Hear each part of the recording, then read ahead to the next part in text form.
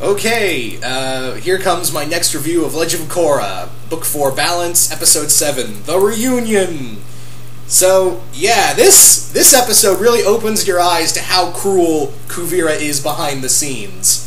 We knew she was bad, but now we're on a whole, this is Hitler level. This is Hitler frickin' level of evil right here. But I'll get to that in a minute. So, the episode starts out with Jinora and Jinora, Iki, Cora, and the others brought back to the Air Temple. They're reunited with Bumi and Tenzin, and they're all like, "Look, no one expected you to beat Kuvira when on your first day coming back. This is a problem we're all going to have to handle ourselves." So yeah, we have that. We also have Bolin and Varric, who are still, for lack of a better word, they're lost. And I gotta give credit when credit is due. This is the first time where I say, and I can't believe I'm saying this, Bolin was awesome in this episode. Bolin was probably one of the best things in this episode. I have not said anything good about Bolin since the start of this show. Since the start of Legend of Korra, I've had nothing good to say about Bolin. In here, he's actually doing shit! Oh my god! He inspires Varric to keep going, and I love that scene where Varric offers to piggyback him for a while. And then 2 steps in, they get caught in the net by Earth Empire rebels. And this is where we're introduced to a new character called Baraz, who is the leader of this group and a firebender. We then learn, and this is the holy shit moment right here, we find out that Kuvira has been purging the Earth Kingdom of any non-Earthbenders. If you're not an Earthbender, you're no good to her. So she's literally killing waterbenders and firebenders in any case. She can't, she wants it to be a pure nation. Yeah, she is pretty much Hitler. She is literally Adolf Hitler and Azula put together with a little bit of Grand Admiral Thrawn from Star Wars in here as well. So yeah, the fact that they've even said, she's committing genocide on an even bigger level that hasn't been a level of genocide that has not been seen in the world of Avatar since Fire Lord Sozin, wiped out the Airbenders. And you could say, well, Ozai did that, tried to do that with the Earth Kingdom. Keyword, tried. He tried to do that with the Earth Kingdom, but Aang stopped him. So with that, yeah, this hasn't, so this hasn't been there hasn't been something this big. There hasn't been something this, hasn't been this level of genocide in the world of Avatar since, Fire Lord Sozin wiped out the Airbenders, save for Aang. But yeah, that is something to open your eyes to. So, Bolin eventually convinces tongue-tied, to work along, the rebels and him should team up, and them, Varric and Bolin, try to get out of get through a checkpoint that is controlled by a huge wall. Now, while this is going on, Korra reunites with Mako and Asami. And first off, when she meets Asami, Asami's the first one to see her, and you see, Asami's like, "I love your hair," and you see Korra just for one quick second blush, and I'm like, that Asami ship. It's a space. Okay, let's face facts, guys. At this point, Korrasami is no longer like a battleship or a helicarrier. It's a motherfucking space station now. Korrasami's a space station. Yeah. So yeah, they reunite with Mako, and this is the first time Korra meets Prince Wu, who's still, for lack of a better word, stupid. And Mako finds out that Mako finds out that the only person she's been writing to was Asami after Asami let it slip, and you can clearly see that the three of them can't get along. It's been years, and they're trying to readjust to one another. And I like that. You would honestly be... I can't fault Mako for being a little pissed off. And I know I have a lot of gripes with Mako, but these are one of the few times where I'm like, okay, Mako, you have a point here, because I'd be pissed off too if a friend I knew was alive and well, didn't even say so much as a fucking hello, and instead just, up and left. Didn't talk to me for 3 years, and turns out, oh, she's been texting another friend of mine. Sorry if I sound a little weird, by the way. I've been having a sore throat. Why bring that up 5 minutes into the review? I don't even know. Anyway, so as I was saying,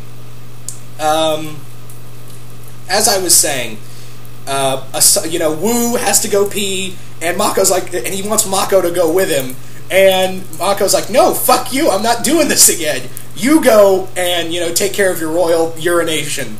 He goes, and the one time Mako doesn't go with him, he gets captured by Kuvira's army, soldiers in Kuvira's army, and it becomes one big chase scene throughout all Republic City, while the three of them are trying their best to to stay off each other's nerves. I also love how Korra used the method of getting in touch with all the spirit energy that Toph taught her. I was like, oh, that's so cool. She learned that she got that power from Toph. Well, that lesson from Toph. That is so cool.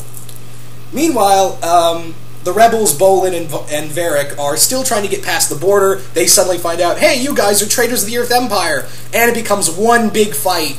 And Varric, actually, in a moment of, he gets a moment of clarity and builds like a miniature EMP bomb that shuts down the Gundam armors. That's what I'm going to call them now.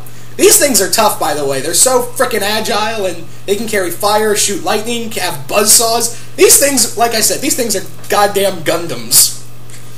But anyway, so from there, Varric and Bolin help the rebels escape, and they decide to join them on a boat headed north, which will probably head to Republic City. So now we have a few new characters. I really hope we get more. I hope we get to learn more about these rebels, especially Baraz. He's awesome, and he's voiced by Steve Bloom doing his cowboy. He's doing his Spike Spiegel voice, which I'm very much happy about. I'm like, no, really, when you think about it, that Baraz's hair looks exactly like Spike Spiegel's hair. It almost looks exactly like Spike Spiegel's hair. Yeah. Also, we have the other girl, the waterbending girl, who I don't think they named yet. She's voiced by the actress who played Asajj Ventress in Clone Wars, who was also the voice actress for Olga Pataki in Hey Arnold. Yeah, didn't that just blow your fucking mind? Anyway, so we have that all going on, and meanwhile, Wu is then rescued in a really awesome sequence with Korra, Asami, and Mako fighting off all these Earth Kingdom Earth Empire soldiers, excuse me, and they're all like, group hug. We're gonna work through this. We're gonna be good about this. And yeah, I loved this episode. And also at the end of the episode, here comes the big shocker. We see Batar and Kuvira and the rest of the army in the swamp, and it looks like they're going to be beginning their experiments on the tree at the center of the swamp. So you guys know what that means? Toph versus Kuvira! Yes! Toph versus Kuvira! Oh, that is going to be so freaking sweet. I really do hope that happens. Because, well, Toph lives in the swamp, and she's now really connected with the swamp itself. So you know she ain't going to be having any of that shit. She ain't going to be having that at all, of having them use the tree for their own spirit weapon. Which is obviously, let's face it, that thing's going to go horribly wrong. That thing is going to go horribly, horribly wrong. But yeah, this was great. I can't wait to see what comes next. Really shocking about what happened when you find out how far Kuvira is going to make a pure empire. That is a very scary thought. That is just a very terrifying, thought as well. And yeah, again, I have to give credit where credit is due. Bolin was one of the best things in this episode. Bolin was one of the best things in this entire episode. I love that. I absolutely love that. And of course, Mako, Korra, and Asami getting back together, especially seeing that Korra-Asami thing between them. And yeah, that, like I said, that thing's a frickin' space station now. That thing is a space station. That ship is a space station now.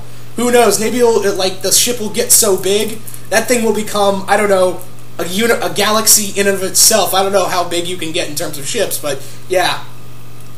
Anyway, so really great episode. Cannot wait to see what comes next. This was a great way to bring Korra back, and still have a lot of action and focus on the characters, but not make them so much as assholes. So I really did like that. Also, another thing I forgot to mention is that when Wu finds a safe house at Asami's mansion that is now being home to Mako and Bolin's entire family, and of course his grandma loves royalty, so yeah, they're now going to be babying Prince Wu, more or less. Anyway, other than that, that's really all I have to say about this episode. So you guys tell me, what did you guys think of this episode? Did you guys like it? Did you guys hate it? And yeah, I'm out.